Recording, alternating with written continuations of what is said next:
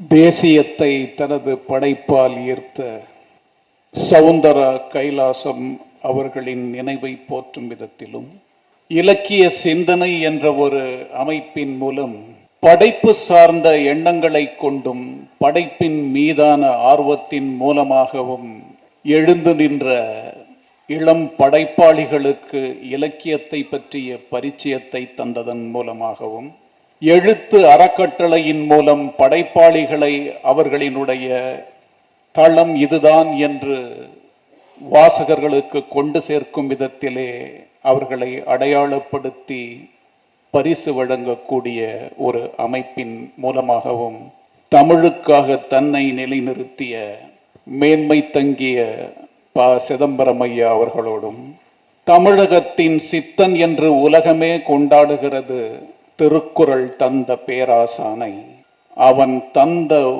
மறைக்கு உரைகண்டு தமிழுக்கான அடையாளத்தை தனதாக்கி இருக்கக்கூடிய கவி பேரரசு வைரமுத்து அவர்களோடும், ஆத்மார்த்தி என்கிற ஒரு படைப்பாளனின் தனித்துவத்தை பற்றி இங்கு பதிவு செய்த முனைவர் அரங்கமல்லிகா அவர்களோடும், இப்படித்தான் ஒரு படைப்பாளியை அடையாளம் காண வேண்டும், இந்த நாவல் உங்களுக்கு படைப்பின் உன்னதத்தை தொட்டு காட்டும் என்று பதிவு செய்த முனைவர் பர்வீன் சுல்தானா அவர்களோடும், கவிதா சேது சொக்கலிங்கம் அவர்களோடும், இந்த நடுவர் குழுவிலே இடம்பெற்றிருக்கக்கூடிய பேராசிரியர் ரவிக்குமார் அவர்களோடும், முனைவர் ம. ராஜேந்திரன் அவர்களோடும், இந்த விழாவிலே கலந்து கொண்டிருக்கக்கூடிய அன்பர்கள் உங்கள் அனைவரோடும் கலந்து கொள்வதில் பெரும் மகிழ்ச்சி.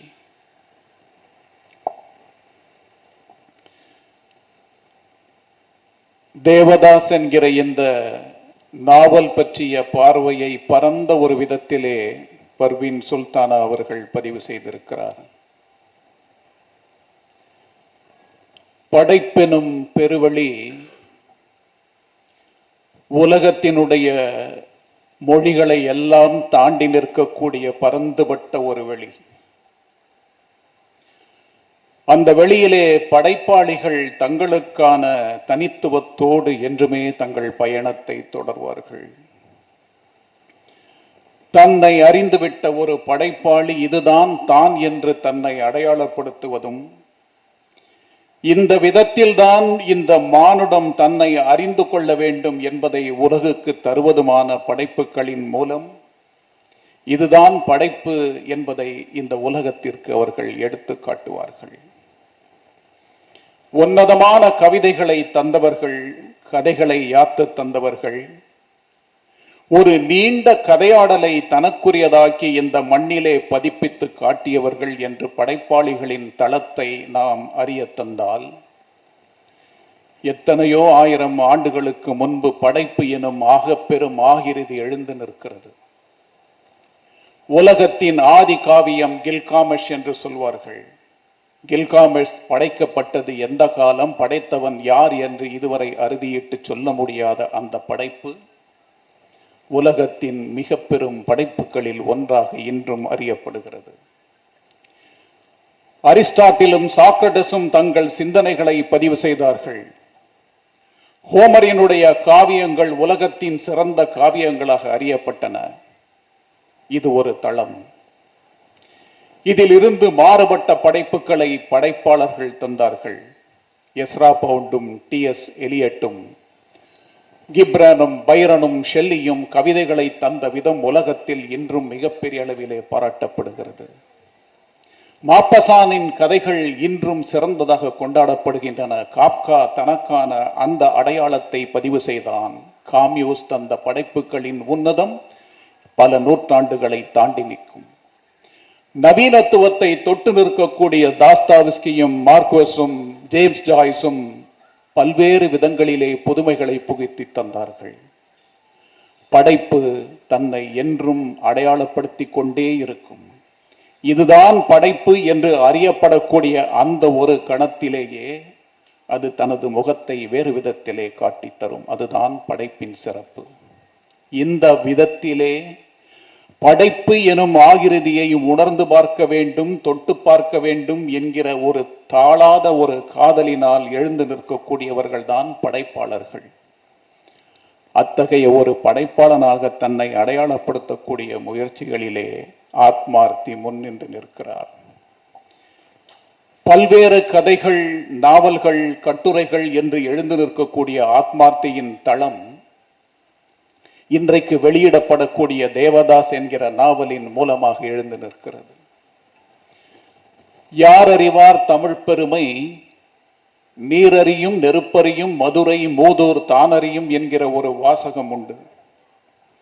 மதுரையின் சிறப்பை எந்த விதத்தில் எல்லாம் சிலப்பதிகாரம் தொட்டு காட்டியிருக்கிறது என்ற ஒரு கேள்வியை எழுப்பி, மதுரை சார்ந்த படைப்புகள் எந்த விதத்திலே இந்த உலகத்தில் இன்றும் நினைவு கூறப்படுகின்றன என்ற கேள்வியையும் அதோடு தொட்டு பார்த்தால், ஆத்மார்த்தி உறங்காத நகரமான மதுரையை தன் கதைக்களனாக வைத்து பார்த்திருக்கிறார். மதுரையின் தெருக்களை பற்றி அவர் எடுத்து ஏம்புவார். கம்ப ராமாயணத்திலே அவன் இயற்கையை போற்றுவான், நதிநிலைகளை போற்றுவான், மலைகளை போற்றுவான், காட்டை போற்றுவான், தாவரங்களை போற்றுவான், பழவகைகளை போற்றுவான், காய்கறிகளை போற்றுவான், தெருக்களை போற்றுவான், தெருக்களின் இருபுறங்களிலே அமைந்திருக்கக்கூடிய வீடுகளை போற்றுவான், வீடுகளினுடைய வனப்பை போற்றுவான், வீடுகளை சார்ந்து நிற்கக்கூடிய மாந்தர்களை போற்றுவான், ஆண் பெண் எனும் பிரிவை போற்றுவான், அந்த பிரிவுகளுக்கு இடையே எழுந்து நிற்கக்கூடிய மனபேதங்களை போற்றுவான், காதலை போற்றுவான், காமத்தை போற்றுவான், வீரத்தை போற்றுவான், விவேகத்தை போற்றுவான், வெற்றியை போற்றுவான், தோல்வியை போற்றுவான், ஏன் மரணத்தையும் போற்றுவான். இப்படிப்பட்ட ஒரு படைப்பாளி ஒரு குறிப்பிட்ட தன்மையுடன் ஒரு இடத்தை, மக்களை, மனிதர்களை போற்றுகிறான் என்று சொன்னால், அந்த அடிநாதத்தை உள்வாங்கிய ஆத்மார்த்தி தன்னுடைய படைப்பிலே மதுரை மாநகரத்தின் சிறப்பை எடுத்து வைக்கிறார். அந்த மாநகரத்திலே எழுந்து நிற்கக்கூடிய இடங்களை பேசுவார், மனிதர்களின் தன்மையை பேசுவார். உறங்கா நகரம் என்று அடையாளப்படுத்தப்பட்ட அந்த நகரம் அவர் வடித்தெடுக்கும் படைப்பின் விஸ்தீரணத்திலே மாறி நிற்கும். மனிதர்களுடைய வாழ்க்கை எப்படிப்பட்டதாக இருக்க வேண்டும் என்பதாக அவருடைய வடிவம் எழுந்து செல்லும். 2000 ஆண்டுகளை கடந்து நிற்கக்கூடிய இந்த மண்ணிற்கான தனித்துவம் அது. 2025 ஆத்மார்த்தி எழுதிவிட்ட ஒரு எழுத்து 20,000 ஆண்டுகளை கடந்து இந்த மண்ணிலே எழுந்து நிற்கக்கூடிய சாரம் சார்ந்ததாக இருக்கிறது. தமிழ் இலக்கியத்தின் பரப்பிலே மனித மன அவசங்களை பற்றி சொல்லாதவர்கள் இல்லை. உலகத்தின் பேரிலக்கியங்கள் எல்லாம் மனிதம் சார்ந்துதான் எழுந்து நிற்கின்றன. தன்னை அறிந்திட தனக்கொரு கேடில்லை, தன்னை அறிந்திட அறியாத அறிவை அறியாதவன் தானே கெடுகின்றான், தன்னை அறிந்திடும் அறிவை அறிந்த பின் தன்னையே அர்ச்சிக்கும் தனித்தன்மை உடையவனாவான் என்று திருமந்திரத்திலே திருமூலர் சொன்னார். தன்னை அறிந்து பார், உன்னையே அறிந்து பார், உன்னை அறிகையிலே நீ உனக்கே விளக்கமானவனாக மாறுவாய். தன்னை அறிந்த ஒருவன் தன்னிலிருந்து விலகுவான், தன்னிலிருந்து விலகியவன் தன்னை போலவே எதிரிருக்கவன் தானாக மாற முடியும் என்பதை உணர்வான். தன்னை உணர்ந்தவன் தன் எதிரில் இருக்கக்கூடியவன் தன்னை காட்டிலும் சிறந்தவன், தன்னை போன்றவன் என்பதை உணர்ந்துவிட்ட மாத்திரத்திலேயே அவன் இறையென அறியப்படுவான் என்கிற தத்துவத்தை தந்த மண் இந்த மண். அதனால்தான் வாழ்க்கையை எப்படி கழிக்க வேண்டும் என்று 2000 வருடங்களுக்கு முன்பு இந்த மண்ணை சார்ந்த ஒருவன் சொன்னான். சாதாரணமாக பணம், பொருள், பதவி அனைத்தையும் நீங்கள் அடைந்து விடலாம். வாழ்வின் கணங்களை ரசிக்கத்தக்க தன்மையோடு உங்களால் வாழ்ந்து பார்க்க முடியுமா என்ற ஒரு கேள்வியை ஒரு புலவன் எழுப்பவில்லை, ஒரு மன்னன் எழுப்பினான். படைப்பு பல படைத்து பலரோடு உண்ணும் உடை பெறும் செல்வரே ஆயினும் இடைப்பட குறுகுறு நடந்து சிறுகை நீட்டி இட்டும் தொட்டும் கவ்வியும் துழன்றும் நெய்யுடை அடிசில் மெய்ப்பட விதிர்த்தும் மயக்குறு மக்களை எல்லோர்க்கு பயக்குறவில்லை தாம் வாழும் நாளே என்று பதிவு செய்தவன் ஒரு மன்னன். எத்தனையோ விதமான பதவிகளை அடையுங்கள், பொருளை அடையுங்கள், நீங்கள் எதையெல்லாம் அடைய வேண்டும் என்று நினைக்கிறீர்களோ அதையெல்லாம் அடைந்து பாருங்கள். ஆனால் உங்கள் வசதிகளை வைத்துக் கொண்டு நீங்கள் ஒரு விருந்தை நடத்தி அங்கு பலரையும் அழைத்து பரிமாறுகையிலே தத்தி தத்தி நடந்து வந்து அந்த விருந்திலே கலந்து இருக்கக்கூடிய அனைவரின் இலைகளிலும் இருந்து உணவை எடுத்து உண்டு உங்களை பார்த்து சிரிக்கிறதே ஒரு குழந்தை. அந்த குழந்தையின் சிரிப்பு இருக்கிறதே, அதற்கு இணையானது இந்த உலகத்தில் எதுவும் இல்லை என்று பதிவு செய்தான். இதுதான் தனி மனிதன் தன்னை உணரக்கூடிய தன்மை. இப்படி அடையக்கூடிய சந்தோஷத்தை பற்றி ஒருத்தன் சொல்லிவிட்டான் என்றால், வேறு ஒரு புலவன் இதே 2000 வருடங்களுக்கு முன்பு இன்னொன்றை சொன்னான். ஓரேழுழவன் என்பது அவனுடைய பெயர். அந்த புலவன் சொன்னான், பரந்துபட்ட ஒரு வெளியிலே ஓடிக்கொண்டிருக்கிறது ஒரு மான். அந்த மானை ஒரு வேடன் துரத்துகிறான். வேடனிடமிருந்து தப்பிப்பதற்காக அங்கும் இங்கும் அலைந்து திரிந்து அந்த மான் ஏதோ ஒரு விதத்திலே தப்பி செல்கிறதே. அப்படி தப்பி செல்வதை போல இந்த உலகத்தின் வாழ்க்கையின் சிக்கல்களால் அலைந்து திரிந்து அலையக்கூடிய நான் எப்படியேனும் அந்த சிக்கல்களில் இருந்து விடுபட்டு விட வேண்டும் என்று விரும்புகிறேன். இந்த வாழ்க்கை ஆனாலும் ரசிக்கத்தக்கதாகத்தான் இருக்கிறது என்று எதுவென்றாலும் பார்த்து கொள்ளலாம் என்கிற மனநிலையை பதிவு செய்து காட்டியவன் 2000 வருடங்களுக்கு முன்பு வாழ்ந்த ஓரேழுழவர் என்கிற ஒரு புலவன். மனிதர்கள் இப்படித்தான் இருப்பார்கள் என்று இல்லை. எப்படிப்பட்ட வாழ்க்கையை வேண்டுமானாலும் இயற்கை மனிதர்களுக்கு வழங்கலாம். சிறப்பில் சிதடும் உறுப்பில் பிண்டமும் கூனும் குருடும் மாவும் மருளும் உழப்பட வாழ்நருக்கு என்பேரச்சம் என்றவை எல்லாம் முன்னர் அறிந்ததும் பேதமை அல்லது ஊதியம் இல்லென முன்னம் அறிந்தோர் கூறினர். அதனால் அறமும் பொருளும் இன்பமும் மூன்றும் ஆற்றும் நின் செல்வம் பெரும ஆற்றாமை நின் போற்றாமையே என்று முதுகண்ணன் சாத்தனார் என்கிற ஒரு புலவன் பதிவு செய்தான். எப்படிப்பட்ட மனிதர்கள் வேண்டுமானாலும் இந்த உலகத்திலே தோன்றலாம். எப்படிப்பட்ட வாழ்க்கை வேண்டுமானாலும் உங்களுக்கு அமையலாம். கண் தெரியாதவர்களாக, காது கேட்காதவர்களாக, பேச முடியாதவர்களாக, நடக்க முடியாதவர்களாக அமையக்கூடியதுதான் இந்த மனித வாழ்க்கையினுடைய அம்சம். இவை அனைத்தையும் உறந்து அறமும் பொருளும் இன்பமும் ஒன்றும் ஆற்றும் பெருமனின் செல்வம் ஆற்றாமை நின் போற்றாமையே என்று சொன்னான் முதுகண்ணன் சாத்தனார் என்கிற அந்த புலவன். அதுதான் உலகத்திலே தோன்றி இருக்கக்கூடிய மனித உயிர்களுக்கான வாழ்க்கை. இந்த வாழ்க்கையினுடைய அடிநாதத்தை தந்த படைப்புகளை வாசித்ததால் ஆத்மார்த்திக்கு ஒன்று தோன்றுகிறது. சிறுவயது பிராயமாக இருக்கட்டும், நடுத்தர வயதாக இருக்கட்டும், முதுமையை நாடி செல்லக்கூடிய பருவத்தை தொடக்கூடியவர்களாக இருக்கட்டும், வாழ்வின் போக்கும் சாரமும் இயற்கை விதித்தபடிதான் இருக்கும் என்று தோன்றுகிறது. அதனால்தான் தேவதாஸ் என்கிற இந்த நாவலில் இருந்து விலகி மிட்டாய் பசி என்கிற அவர் எழுதிய ஒரு நாவலை பற்றி ஒரு சில நிமிடங்கள் சொல்லிவிட்டு என்னுடைய உரையை நான் நிறைவு செய்யலாம். வாழ்க்கையின் தன்மை சிறு பிராயத்திலே எப்படி இருக்கும்? வாழ்க்கை அதன் போக்கிலே எடுத்து வைக்கப்படக்கூடிய வசதிகள் வாய்ப்புகளை சார்ந்து அமையும். பள்ளியிலே சென்று படிக்கக்கூடிய ஒரு சிறுவனுக்கு சூழ்நிலைகள் எப்படி வேண்டுமானாலும் மாறலாம். தான் அறியாது செய்யக்கூடிய ஒரு சிவறு ஆகப்பெரும் விளைவாக மாறி அவன் வாழ்க்கையை சிதைக்கலாம். மனித வாழ்க்கையின் போக்கு எப்படி என்பதை அந்த நாவலிலே அவர் பதிவு செய்திருக்கிறார். எந்த விதத்திலும் தன்னை அறிந்து கொள்ள முடியாத ஒரு பெண், தன் கணவனால் வஞ்சிக்கப்பட்ட ஒரு பெண், வாழ்க்கையின் சுகத்தை எந்த விதத்திலும் பார்த்து விடாத ஒரு பெண், வாழ வேண்டிய வாழ்க்கையின் அடுத்த கட்டத்தை தேடி அலைந்து செல்லக்கூடிய மனதை உடைய அந்த பெண், தன் மகனையே நேசிக்க முடியாத மனநிலையோடு வாழ்க்கையின் அடுத்த கட்டத்தை நாடக்கூடிய அந்த பெண், பள்ளியிலே தன் மகன் செய்த சிறு தவறின் காரணமாக அவனை புறந்தள்ளுகிறாள். பல்வேறு பிரச்சனைகளால் உந்தி தள்ளப்பட்டு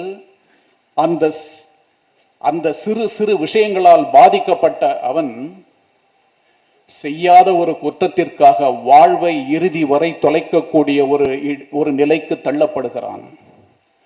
தள்ளப்பட்ட அந்த மனிதன் தன் இளம் பிராயத்தை கடந்து வாழ்வின் அடுத்த கட்டத்தை நாடி செல்கையிலே, அடைந்து செல்கையிலே, எவனோ ஒருவன் செய்த தவறுக்காக தான் அனுபவித்த தண்டனை இதுதான் என்று அவன் வாழ்க்கை முழுவதும் பார்த்த அந்த ஒரு தளத்திலிருந்து அந்த தவறை செய்த அந்த ஒரு பால்ய காலத்து சிநேகிதனை சந்தித்து, இனிமேல் உன்னை என்ன செய்வது, நான் எந்த விதமான தண்டனையை உனக்கு நான் தருவது, இந்த தண்டனையை கொடுக்க வேண்டிய மனநிலையில் நான் இல்லை என்று அவனை விட்டு விலகி போவதாக முடிகிறது அந்த நாவல்.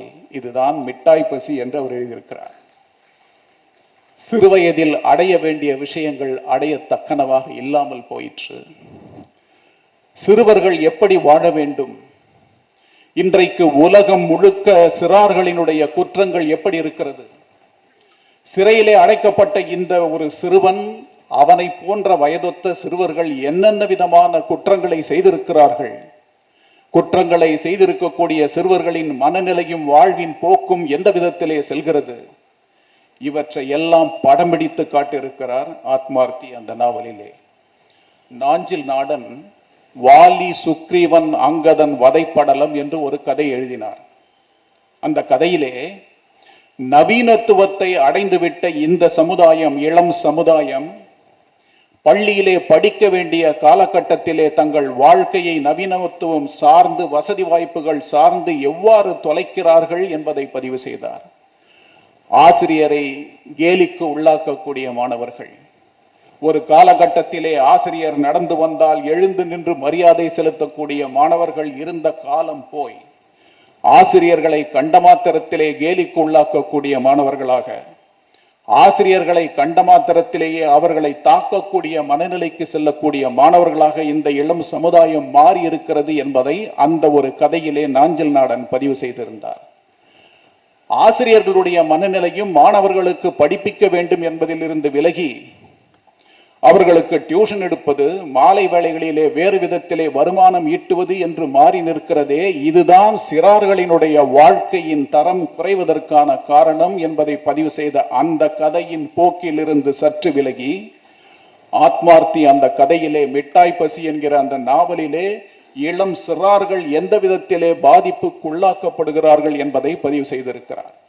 இதை போல தனது சிந்தனையை சித்திரங்களாக வடித்து காட்டியிருக்கிறார் ஆத்மார்த்தி. அவருடைய பல கவிதை படைப்புகள், அவருடைய கட்டுரைகளை பற்றி வாசித்தாலும் ஒரு உதாரணத்தை என்னால் சொல்ல முடியும். இராணுவத்திலே சேர வேண்டிய மகன் விதிவசத்தால் ஒரு விபத்திலே சிக்கி மரணம் அடைகிறான். தந்தையை கேட்கிறார்கள், நாட்டுக்காக அவனை கொடுத்திருந்தால் நான் சந்தோஷப்பட்டிருப்பேன், ரோட்டுக்கல்லவா கொடுத்து விட்டேன், என்ன செய்வது என்று அங்கு அழைக்கிறார். மனித மனம் தாக்கப்படும் விதங்களை, மனித மன அவசங்களை, மனிதர்களுக்கு இடையே பிளவுபட்டு நிற்கக்கூடிய எண்ணங்களின் ஓட்டங்களை, வாழ்க்கையை மனிதர்கள் எந்த விதத்திலே கொண்டு சேர்க்க வேண்டும் என்கிற தளங்களை, புரிந்துவிட்ட புரியாமல் இருக்கக்கூடிய விஷயங்களை எல்லாம் தனது படைப்பின் மூலம் அணுகி பார்க்க வேண்டும் என்கிற ஒரு படைப்பாளனாக எழுந்து நிற்கக்கூடிய ஆத்மார்த்தி படைப்பின் பெருவெளிக்குள் தொடர்ந்து பயணிக்க வேண்டும். பயணம் என்பது என்றும் நின்றுவிடக்கூடியது அல்ல. படைப்பும் வாழ்வும் தொடர்ந்து சென்று கொண்டு இருக்கக்கூடியதுதான். பயணம் இல்லாத வாழ்க்கை உலகத்தில் சாத்தியமில்லை. வாழ்வின் ஒவ்வொரு கணமும் நாட்களும் பயணங்கள் என்று அறியப்பட்டால் அந்த பயணத்தின் ஒவ்வொரு கணமும் அனுபவமாக மாறி நின்று அடுத்த கட்டத்திற்கு நம் மனதை எடுத்து செல்லும். மனதை எடுத்து சொல்லக்கூடிய வழிகளை வடித்தெடுத்து காட்டக்கூடியவர்கள் படைப்பாளிகள் என்றால் படைப்பாளிகளின் வரிசையிலே ஆத்மார்த்தி என்றும் நிற்பார். அவருக்கான வாழ்த்துக்கள். நன்றி.